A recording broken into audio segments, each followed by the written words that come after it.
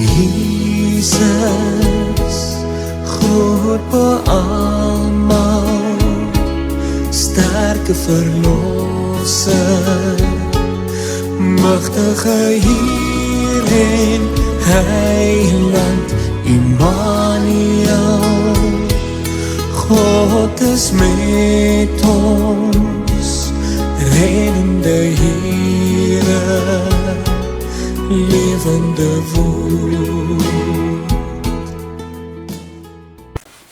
Goeiedag, ek is nog steeds besig om met u te deel wat professor Adriaan Koenig vir ons sê, hoe dat die verbond deurgeloop het van Abraham tot by Jesus.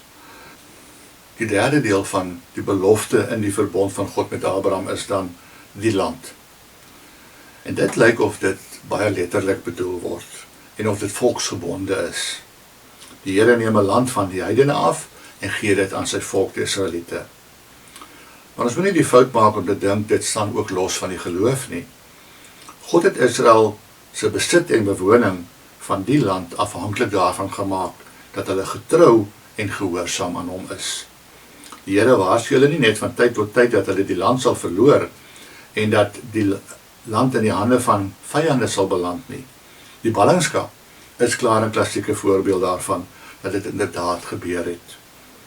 Maar verder is dit interessant om die ontwikkeling van die landsbelofte na te gaan in die Nuwe Testament.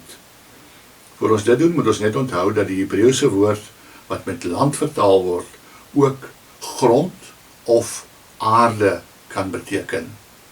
In die Nuwe Testament word die landsbelofte nie meer net aan Israel gebind nie. Dit word 'n algemene belofte vir die gelowiges. In die bergrede beloof Jesus die land of die aarde aan die sagmoediges. En dit is duidelik 'n voortsetting van die landsbelofte aan Abraham. Maar nou vir die gelowiges, nie meer spesifiek net vir Israel nie. Dieselfde gebeur in Efesiërs 6 vers 3. Paulus beloof aan kinders wat in die Here glo, dat dit met hulle goed sal gaan en hulle lank sal lewe op die aarde.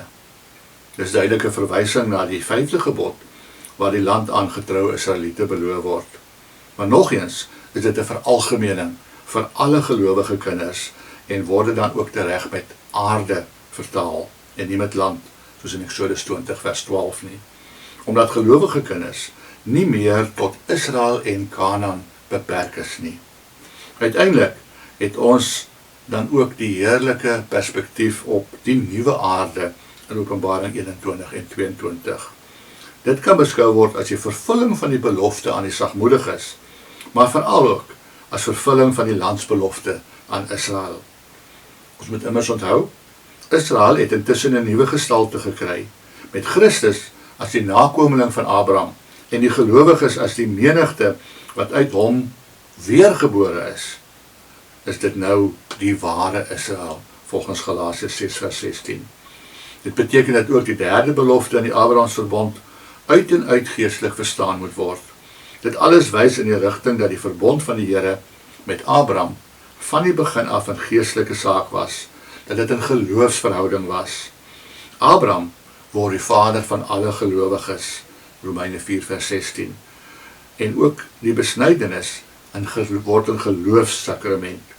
Dit alles beteken dat Abraham en die Here se verbond met hom 'n baie ryk tema in die Bybel is, en op 'n wonderlike manier op Jesus uitloop, die nakomeling van Abraham. Kom ons bid saam. Dankie Hemelse Vader, dat U gesorg het dat U verbond nie tot net gaan nie. Toe dit skeefloop, dat U 'n ander pad gevind het, om weer nuut te begin, deur Jesus Christus. Dankie dat ons op daardie manier ook deel kan hê in U verbond, dat ons ook U seën kan verwag. In Jesus se naam. Amen.